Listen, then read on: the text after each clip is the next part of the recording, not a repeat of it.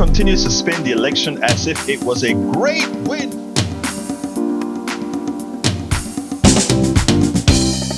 Welcome to Politics Done Right. I am your host, Egberto Willies. This is a progressive program that will take the mystery out of politics. This is the program that will encourage you to make sure government becomes we the people. Whether you are liberal, progressive, conservative, or otherwise, you get to air your point of view.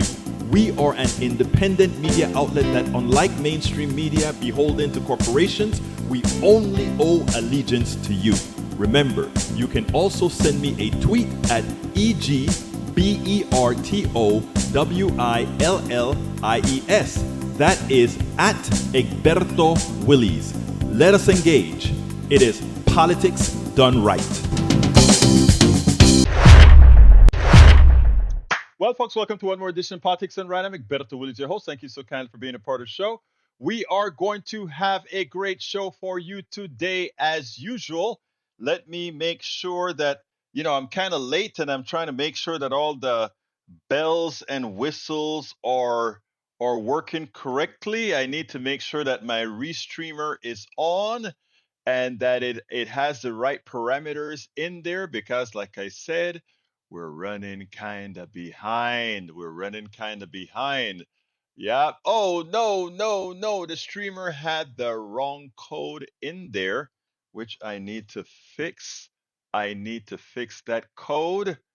I think I got it fixed, but I don't know if it's gonna make it in time. I am probably going to have to bear with me, guys, as I make a very important fix to our coding. I think I'm going to have to, let's see, go ahead and get that here.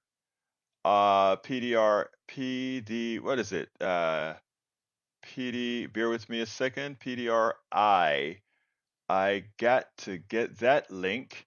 I am going to put another link in the feed. I hope I hope all of it is going to stay the same. Bear with me though, guys, because we are having a little bit of technical difficulties that we are solving right now to make sure that the show gets queued correctly, because right now it has not been queued correctly. So I'm about to do that. I think I'm going to, I need to do pound PDRI.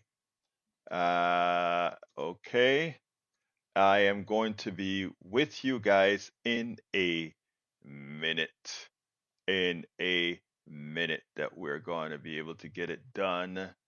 Let me get one more thing fixed here, and then I think we will be okay. That is what happens when you're like, I tell you, I need help. I need help. I need help. I think this is going to solve the problem now. I think the queue is going to get handled now. Let me switch back to the other queue and we'll be okay. Anyway, how are my peeps doing? Welcome aboard.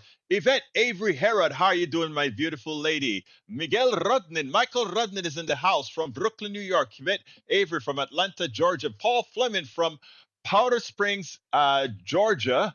We also have in the house, para ver, May Wood from Long Beach, California. I think I got them all. Yvette says she's definitely tired. Yvette, we're just at hump day. Melanie Keelan just made it into the house from Barcelona, Spain. We also have in the house Steigen Burger Greek. How you doing? Gene Deigel, good day. PDR. Watching from Alvin, Texas. Whoop whoop. Love Alvin. Closer to Galveston, the beach. Closer to the beach. All right, we have E2247. E2247, I talked about you on my morning show this morning, trying to reiterate that the good job that you're doing to force us to keep Gaza on our minds. Thank you for doing that. I mentioned you this morning on air, KPFT 90.1 FM Houston and Pacifica Network. Anyway, folks, let's see what else we got here. Para ver qué más tenemos que hacer aquí. Let's see, anybody else came in. E2247 was the last person to come in. All right. Look, I want to dispel the crap. Donald Trump is trying to do a revolution on our government. He's bringing in a lot of inept people to run our government. At the same time, he's talking about making all these big changes. But the reality is that there were no changes, or rather, he didn't get the vote that necessitated or that gave any of those changes any credence. I repeat, hi Lee Grant, just saw you in as well from Montgomery County. Donald Trump won the elections. We're not taking that away from him. But a mandate he does not have. They didn't want to give Obama a mandate who won the election by over 7 points. They didn't want to give Biden a mandate who won by over 7 million votes. And here we have Donald Trump barely winning over 2 million votes, less than 2 percentage points, and he wants to go out there and talk about a mandate. Let's go ahead and take that down a bit. So don't fall for it, people. Do not fall for him getting his way because he claims he has a mandate he does not have. Donald Trump is trying to govern as if he won a supermajority. In fact, he's trying to govern as if he won the election by a substantial margin. The truth of the matter is, Donald Trump didn't win the election. The progressive volume of voting lost the election. And if you doubt it, you just have to look at the numbers. Imagine this. Donald Trump is going to win with a smaller number than Hillary Clinton won when she lost the Electoral College to him. In other words, Hillary Clinton's popular vote will be larger than Donald Trump's win. That is how crazy this system with the Electoral College is. There is a differential of I think about this. When Donald Trump won with a negative 3 million votes, he won a very large electoral win, similar to the electoral win that he has right now. And that's more than a 5 million vote differential, with the Electoral College staying the same and the person who actually won. Think about that. Think about that. But more importantly, Donald Trump was a very slim under 2-point win. And he wants to call that a mandate. And he wants to claim that that gives him the ability to do all these things. When, if you want to look at what a current mandate looked like, look at when Obama won in 2008 and look at when Biden won in 2020. And Republicans didn't want to call that a strong win. Obama won by 7 points. Biden won by, I think, 4 or 5 points? Think about that. Donald Trump would have won by less than half that. And he thinks he has a mandate. And many are allowing him to get away with believing he had or has a mandate. Check this out, then we'll take it on the other side. It's now been 2 weeks since the election, and because of the pace at which California counts its votes, it is only now that we basically have a near final vote tally for the entire election. And guess what? Yes, Donald Trump won the election, won the popular vote. He will be the next president. There's no question about that. It's also one of the narrowest popular vote wins in U.S. history. He got less than half the votes cast. That's right, he won a plurality, but not win an outright majority. He won by about 2.5 million votes out of more than 150 million cast, meaning his lead over Kamala Harris in the popular vote is down to about 1.6%. In fact, take a look at this chart. It shows the margin of victory in the popular vote for every presidential election going back to 2000. As you can see here, Trump's margin of victory this month was the smallest of anyone who actually won their election and won the popular vote. Although he did get a higher share than Al Gore, who lost. Trump even won the popular vote, get this, by less than Hillary Clinton won the popular vote in 2016. Not only was Trump's victory historically narrow, but Democrats also did surprisingly well in down ballot races for a losing side. Yes, they lost 3 Senate seats in Ohio, West Virginia, Montana, states that Trump won by huge margins. It's kind of the result you would expect. But Democrats also managed to eke out 4 Senate victories in swing states that Trump won: Wisconsin, Michigan, Nevada, and Arizona. And that's not really what you'd expect. I mean, in 2016 and 2020, get this, Democrats didn't win any Senate races in states Trump won. This time they won 4. Trump didn't really offer Republicans much in the way of coattails to ride. Just look at the House, where the balance of power is going to remain essentially unchanged. In fact, if the current House results hold and Trump succeeds in getting confirmation for his cabinet nominees who sit in Congress, the GOP is on track for the smallest House majority since there were 50 states. Okay, so let's take a step back. Keep all this in mind. As you hear Trump and his supporters suggest, the election was this enormous wave in which a transformation swept across the country, in which Americans were just begging for a full MAGA makeover. That's the line Republicans are selling, and lots in the mainstream media are granting it weirdly in various ways. But it's just plainly not true. And we've gone through this before. I mean, just compare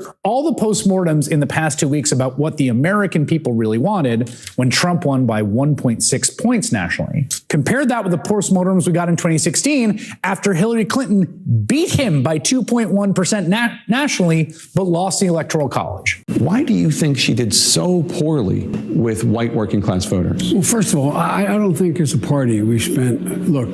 There were still many college-educated women who either came home to the Republican Party or found themselves voting for Trump. We need to be attentive to the fact that we have a big problem with middle-class white voters that we haven't been paying attention to. The Democrats have a huge moment of reckoning here. I don't know how they're going to come out of it. I don't know what they're going to learn from it. But this path they're on right now is unsustainable. It's basically the same stuff. And again, fair enough, they lost the election. But the narrative that was built out of this was about how the real Americans wanted Trump and how can you be so out of touch. And now it's all the same stuff about Americans wanting Trump and everyone else. The other half of the country is just out of touch. It's all ludicrous. We're talking about tiny fluctuations, tiny portions of the electorate switching votes. And as best we can tell, like in the last minute, in the last week. And again, those votes matter, right? This is how we run the democracy, right? 50+1 or the Electoral College. They're what gave Trump a victory. It's why he'll be the next president. All this matters. It matters for Democrats that they figure out how to win elections and not lose them. That matters a lot. But again, when we're talking about like, what is the new picture of the American soul? I mean, generally what we know is that people really felt like the country was on the wrong track. Late deciders did not like the economy, particularly higher prices. They felt squeezed. They wanted something different. But it's absurd to read that as a mandate for the absolute avalanche of insanity that Trump and Republicans are planning for his second administration. And it's a lot, and it's really nuts. From the plan to use the military to forcibly expel millions of migrants from the country and possibly imprison people in blue states who don't comply with their deportations, to getting rid of birthright citizenship, which is written into the 14th Amendment, to using and abusing the Department of Justice as a tool for retribution against perceived political enemies, to using the FCC to threaten media that's critical of Trump, to threatening the health and well-being of trans people and women, driving the prices of virtually everything up with tariffs on the goods people buy every day. That's real. They're good. I think they're going to do it. Now, Kamala Harris had a line in her campaign speeches about how she would start day one with a to-do list and Trump would start with an enemies list. And I think we're seeing she was right. And ultimately she lost. But also there was no mandate in this election for an enemies list. Okay. There was a mandate for cheaper gas and cheaper eggs. But Donald Trump doesn't have a plan for cheaper eggs. What he has plans for is to let an unelected Elon Musk run roughshod over the government and every other crazy Project 2025 right-wing fever dream along with Trump's personal grievances. At a certain point, there's going to be a reckoning, I'm telling you, over the distance between what swing voters who gave Trump this majority were voting for and what they're about to get. What mandate is he talking about? Again, think about what Chris Hayes just spoke about there. It is important. It is important that we understand the scam. They think by saying things and repeating things over and over, it's going to jam people into saying, oh my God, Donald Trump won a big election. Look, I don't want anybody to think that I'm not giving the man his due. He won the election. The man won the election, but it was a very thin win. It was a very thin win. It wasn't the kind of win that Joe Biden had. It wasn't the kind of win that Obama had. It was a very thin win. And it was no mandate because the people weren't voting for all these things. The people weren't voting for a government that doesn't work. The people weren't voting to put a whole lot of TV stars to run major organizations. That is political malpractice. That is immorality. That is all these things, knowing that you have serious or agencies that you will have taken over by a whole bunch of charlatanes. Makes no sense. But you know what? Donald Trump is using all of his quote unquote capital now. The sad thing about it is later on he may need it. He won't have it. We spend a lot of time deconstructing the news, trying to parse it into a form that everybody can understand. We try to find those little nitpicks where it flies above the fray, etc. If you really like these videos that we do, I want to ask a big favor. Please go ahead. Number 1, subscribe to our channel. And number 2, please join if you can. Thank you so kindly for watching. Keep watching. Please remember to share. We must populate the entire internet with our progressive message, a message that we know is what most Americans say that they want. So help us, please join. Absolutely join. And by the way, CSAC, listen to what CSAC says. This is comical. Gene, I was part of a group that went over the public information on the 2020 election and found huge amounts of fraud. It's Democrats that were on denial, but attacked anyone wanting to audit elections, which is what guilty people do. No, false, and false. These elections were audited and there were paper trails. You guys are nuts. And every time you mention that, Gene, or rather CSAC, your credibility, which isn't very good already, because the truth of the matter is, to most sensible people you come across kind of cuckoo, like a sycophant, I think is a word for it. And I'm saying that with the most respect. I love you, but you are a sycophant. You are a sycophant that doesn't live in Earth, the original on Earth. I'm sorry, brother. You simply cannot see reality. But that's okay. You're here every day, and I love you for being here. That's it. Folks, realize this. These people that continue to create these stories about Donald Trump, it's a mental problem. I say this with respect. It's a mental problem. By the way, there are some people on the left that has this mental problem. There's a group right now on the left that's trying to create the same mirror image of MAGA claiming that this election was stolen by Donald Trump. The election was not stolen by Donald Trump. Donald Trump won the election with deception, but he won. People heard his lies. They were gullible enough to believe the lies, and they voted for him. It's a democracy, and we have free speech. It's incumbent on us, progressives, on Politics Done Right, on TYT, on Daily Kos, on Damage Report, and on all these other third-party independent news organizations to go out there and fix the record, correct the record, and neutralize what has made people like my brother CSAC here mentally ill. And I say that with respect. But if you cannot see facts, if you cannot see reality, even as it's staring you in your face, my friend, I would like to suggest that you go see a psychologist or a psychiatrist. Which one? I'm not saying that to be funny. I'm saying that to get you healthy, mentally healthy. That's why I'm saying that, to get you mentally healthy. Voting for Kamala was not compelling enough. I'm not sure I understand that. I mean, I don't know how one can have. Look, anytime people tell me I didn't vote for Kamala because, and then I say, did you vote? And they say, yes, I voted for Trump. I ask, what is the because that made you vote for Trump? How could you vote for such a defective species? How could you vote for that and look at your kids in their eyes? How could you vote for that and believe that you are a Christian, a Muslim, a Jew, or whatever? How can you vote for that? Honestly, how can you vote for that? Again, I repeat, anybody who voted for Trump, and I said this before the election, I will still love you. I will still hold a level of respect for you as a human being, but I will see you as someone that's mentally untrustworthy because and morally problematic. Honestly. And I say that to my family as well who voted for Trump. I have a new way of looking at you. And that new way of looking at you is not a positive thing. But because you're a human being, I still love you. And I'm not, that is not just imaginary. I really mean it.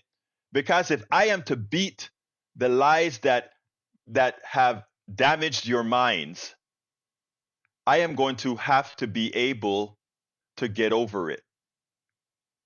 That's what I'm going to have to do. And you're right, Bruce. Failure to vote, you're right. But a lot of that failure to vote, Bruce, has a lot to do with even progressives having a problem voting for a woman as the leader of the country, and they didn't want to take the blame. You'll see the study that I point out in the next video that Chris Hayes is going to talk about. But I mean, again, it is sad. It is very, very, very sad that people just don't understand that they've been had. And unfortunately, I think, I'll be honest with you, I'll be frank. Our good friend Mike Cisak, who is on and on with this voter fraud and all this crap, all you have to do is go and you can do any informal poll and figure out that nobody likes Trump. There was nothing it wasn't surprising that he didn't get the popular vote. The only reason he got the popular vote this time is that he was running against a black woman. And the economy was not bad enough for them to vote for a person that they find, I don't know if I want, that they are uncomfortable with. When Obama ran, they were sufficiently hurting economically that they're on discomfort with a black man running the country was not superseded by their economic pain. But while everybody wanted to use economic issues as the reason for voting for Donald Trump because, maybe he will do something for the economy, the truth is people are spending like crazy. People are the economy is fine. Even for the poorest person, they are. If you want to know the mental illness again, Mike Cisak, Kamala isn't black. That is what you call completely taken up and absorbed by the right-wing nutcase, aka Howard University. Oh, she's not black though. Anyhow, I want you to listen to this video. This one is another important video that will point some of the things that I was just talking about, Brother Bruce. Check this out, and then we'll take it on the other side. The media continues to spin the election as if it was a great win for Donald Trump. We all know that isn't true. In the previous videos that I've made, I pointed out that Donald Trump is going to have one of the lamest victories, and nothing compared to the victory that Barack Obama had, nothing compared to the victory that Biden had, which was quite a few million votes in difference. He's going to have a little bit north of 2 million votes, if that many. And again, when it comes to percentages, it's going to be under 2%. So it's a very slim win that Donald Trump is going to have. Yet he believes he has a mandate. And he's out there telling folks the reason he's going to do all these things is because he has a mandate, and he has all his surrogates and sycophants out there talking about a mandate. Well, this little piece here, first of all, breaks it down further, not only by popular vote, but pointed out that the people who voted for Kamala Harris were the people who were paying attention. The people who don't read and who get news from Fox News or the other places are the ones who voted for Donald Trump. In other words, the ill-informed voted for Donald Trump. Those who were most informed voted for Kamala Harris. I want you to listen to this, because it's not only talking about the realities, but also about how this effectuality was actually covered. And I want you to listen to what the young lady had to say as well, because the media has to stop sanitizing the news and tell it like it is. Check this out, and then we'll take it on the other side. Is the sharp differences among voters in how closely they follow political news. Important, but maybe not so surprising when you see the data. Look at this. Voters who said they pay a great deal of attention to national political news went for Vice President Kamala Harris by a margin of 6 points, according to Data for Progress. At the other end of the scale, voters who said they pay no attention to national political news went for Donald Trump by 19 points. And it is those folks, the folks who say they just don't read or watch any political news, who helped give Trump his slim majority, and who I think may be in for the biggest shock by the difference between what they thought Trump would do in a second term and what it looks like he's going to do. Alexi McCammond is a political analyst who hosts the In Sync with Alexi podcast. Jamelle Bouie is an opinion columnist for the New York Times, where he recently wrote about whether Trump voters know about the future he has planned for them. And they join me now. Jamelle, since this was the topic of your most recent column, I'll just ask you first, if you think there's a distance between what this sort of crucial sliver of voters that gave him the win sort of conceived of their vote as being for, and what Trump is going to give them in return? I think there's going to be a wide distance. I think they really do conceive of their vote as being principally about change. They associate Trump with 2017 to 2019 with pre-pandemic America. And I think the assumption is that Trump will come in and through some mechanism, he'll lower the price of groceries, he'll lower the price of homes, and so on and so forth. Of course, that's not going to happen. There's no item on the Trump policy agenda that would allow for those things to happen. And in fact, it's the opposite, as you pointed out, that what's on the Trump policy agenda are moves that will raise the price of the goods that people say they want lowered. And so I don't think we should treat this as sort of like an automatic thing, right? Like voters aren't automatically going to blame Trump if prices go up. But the fact that prices may well go up if Trump does what he says he's going to do is an opportunity for Trump's opponents to begin or to really emphasize that people are not getting what they paid for. And obviously, Alexi, like there's no look in a sort of in this broad system of representative democracy we have.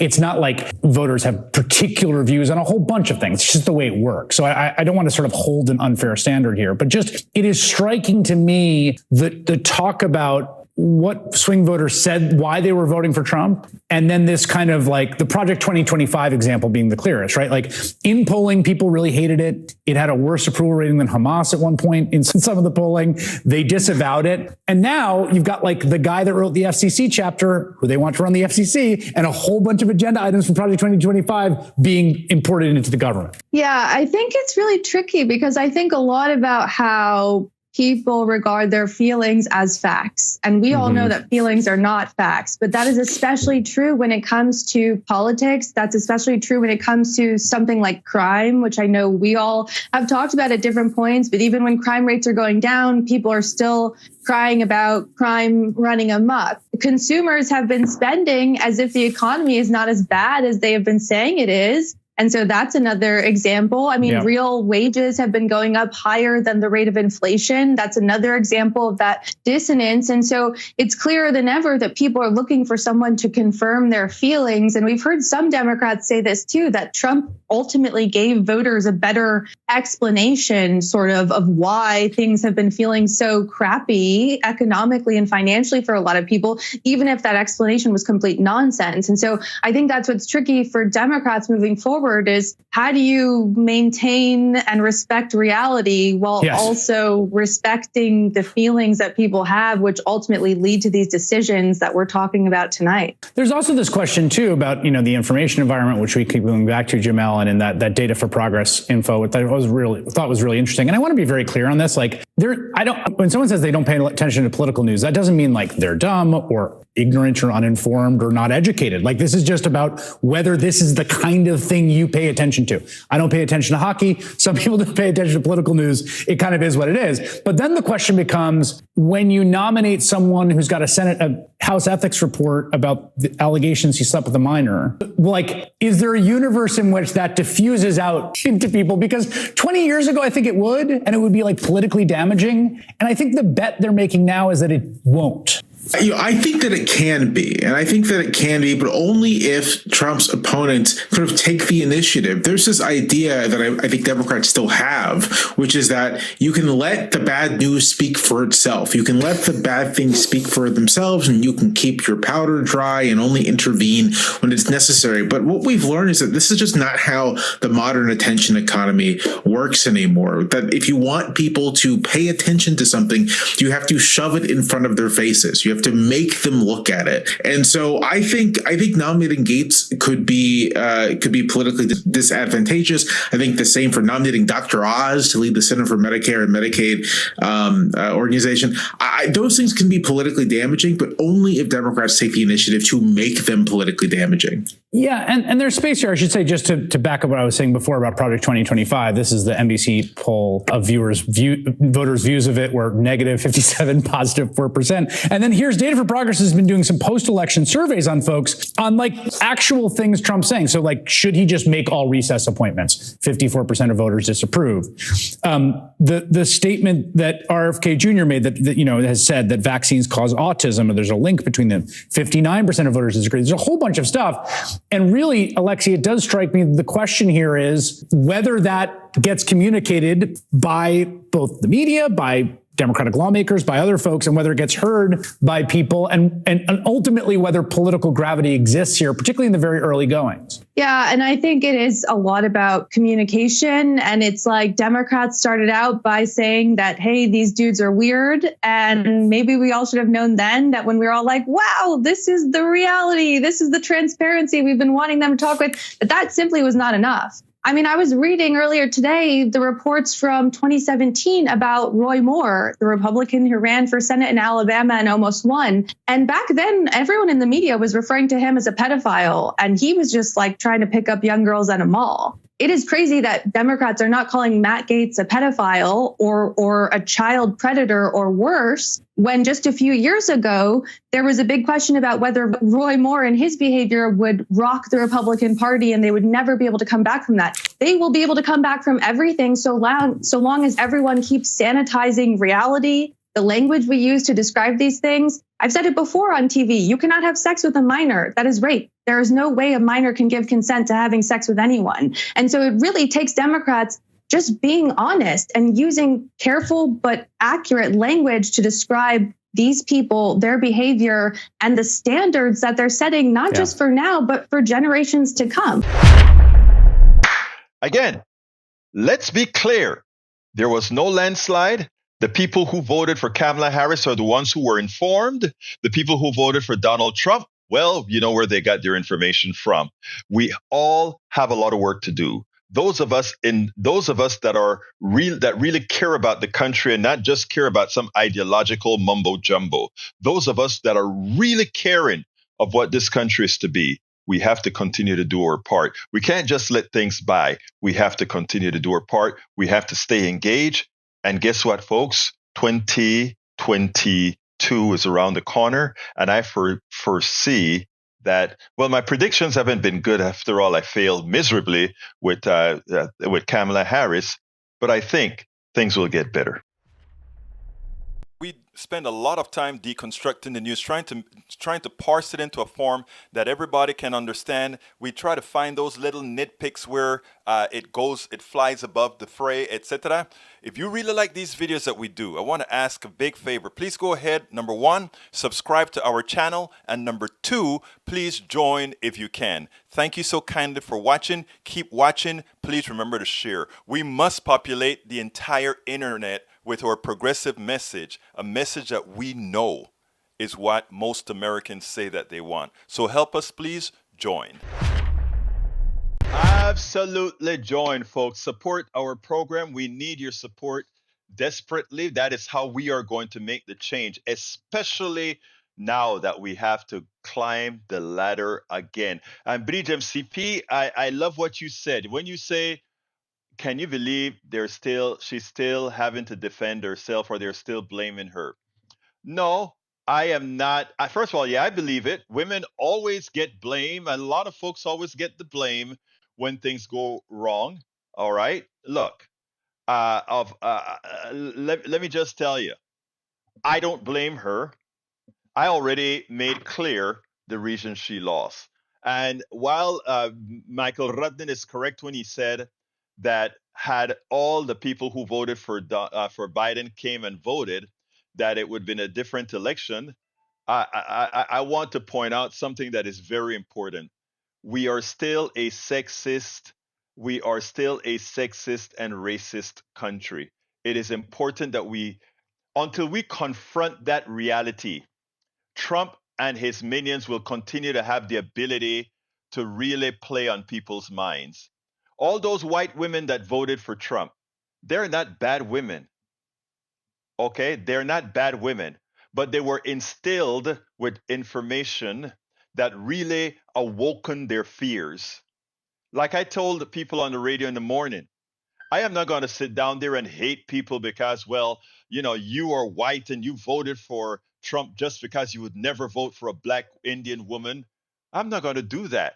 You see, I know race is a stupid thing. I know that the gene that makes you believe you have a particular of some racial identity is a stupid thing that makes one dumb. The plutocrats know better. For them, money is green. They do whatever is necessary to blow things apart. And Trump was successful in doing that. Trump was successful in making it seem like this very smart woman, a woman that is orders of magnitude, and I said it, orders of magnitude smarter than he was. A woman that has a much better talking ability than he has. A woman that is intellectually superior to him. He was able to let everybody not see that because of the color of the lens that they had on and the equation that they have. And the other thing is, women to this date,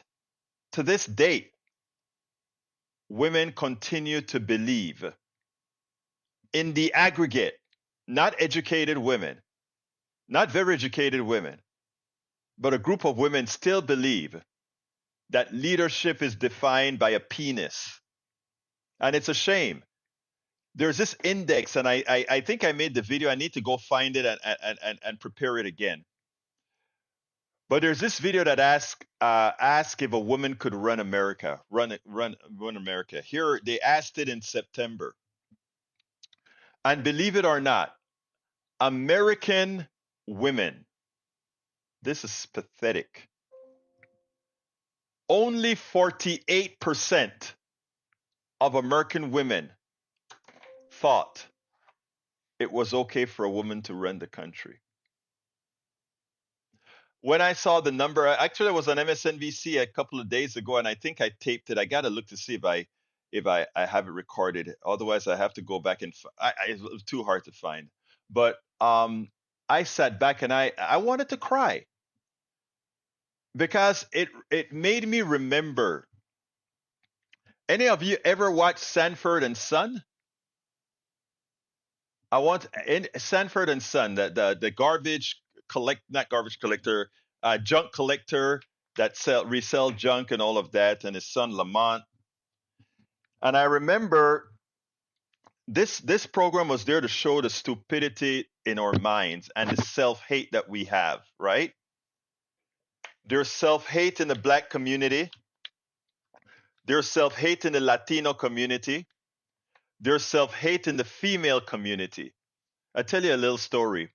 Latinos won't tell you this, but we talk about it in Spanish all of the time. You know, when you see a Latin woman, a Latina or a Latino guy, right? He goes ahead and he's going to find a mate.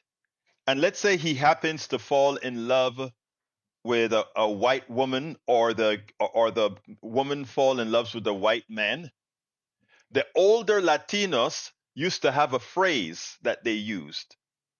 And I'm going to say it in Spanish and then translate it to English. They'll be talking to their relatives and otherwise. Sí, mi corazón, sabe que Sandria se va a casar, está mejorando la raza. And that's how they would speak, right? And what did I say there? This is a conversation with a relative talking about her daughter or whatever finding a mate. And they're talking about the mate and said, oh, Rich, who she's marrying? Oh, she's improving the race. And what improving the race meant was she got a white guy or he got a white girl. That is in the Latin culture. Okay, Latino culture. It's not something that's often spoken about. But it's not all that different in every minority culture, because everybody strives to be that of the majority. Not everybody. The uneducated strive to be that of the majority.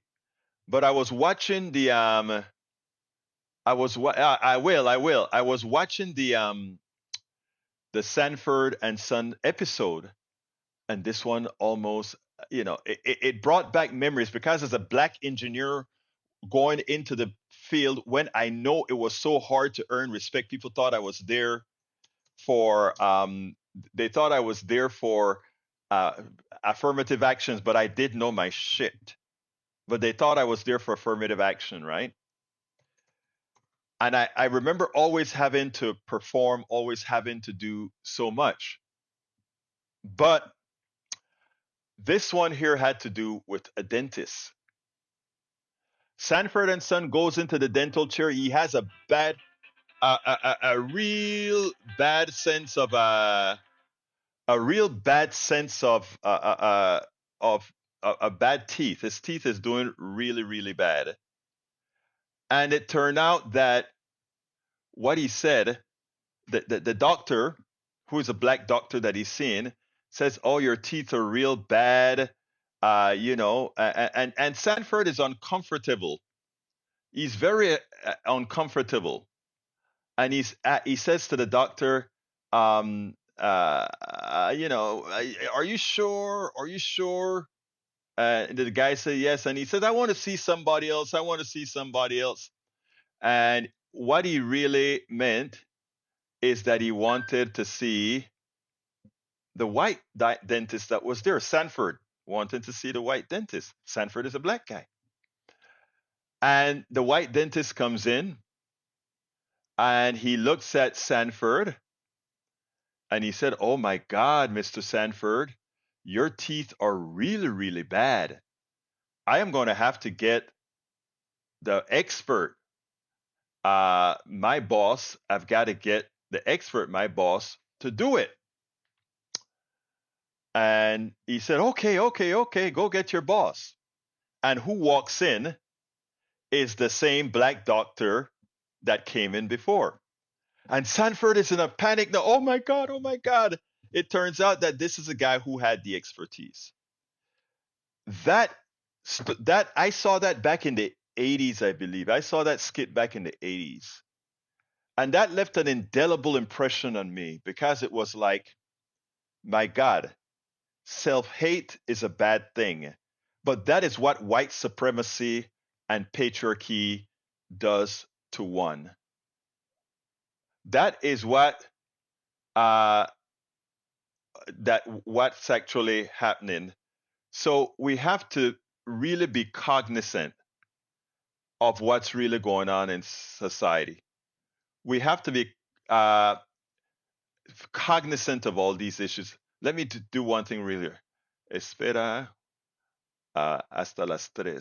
Hasta las 3. Okay, look. Let me tell you this, folks. Let me tell you this. Until we get our heads together, and this isn't just about minorities having that issue. It is about white women. It's about white men. The fears. It's about all of that. And we have to be okay with that. Anyway, look, I don't have any more videos. Tomorrow I am heading off to my uncle's memorial. It's on Friday, and Ashley and I fly tomorrow. So I'm going to have a new program for you. Brand new program for you tomorrow and Friday. But I want you to still come and have your fun and interact. If I'm at the airport and I'm on at the time, I'll check in with my phone when we're, if I can do it live. But know that you're going to get new programming on Thursday and Friday. Thank you, Gene. But look, I got to cut this early because there's somebody at the door that I need to speak to. So I'm going to shut us down a bit early and just ask you one thing. Please support the program. How do you support the program? Support the program by going to politicsdoneright.com/newsletter. Please sign up and become paid members. That would really help out in us getting things done. My name is Egberto Willies. This is Politics Done Right. And you guys know how I end this baby. I am what? Out!